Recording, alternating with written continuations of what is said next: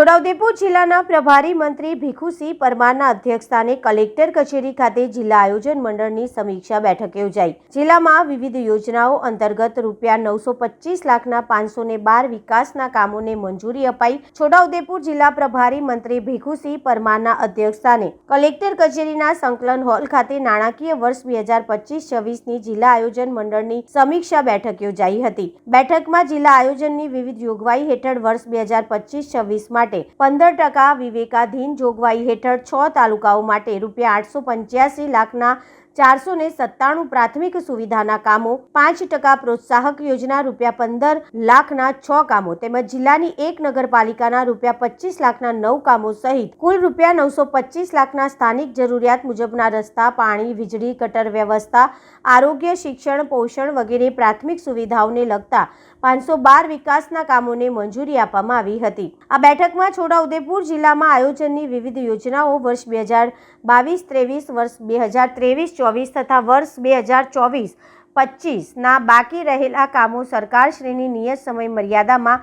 તાકીદે પૂર્ણ કરવા મંત્રી દ્વારા જિલ્લાના તમામ અધિકારીઓને ખાસ સૂચના આપવામાં આવી।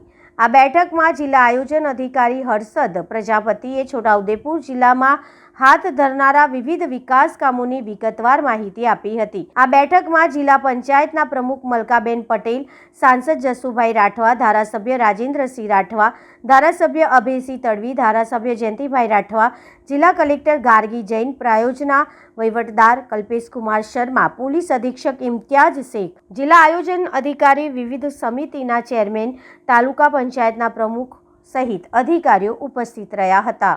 એની આજે મિટિંગ થઈ આયોજન મંડળની 24-25ની અને એમાં તમામ પ્રકારની ચર્ચા થઈ છે।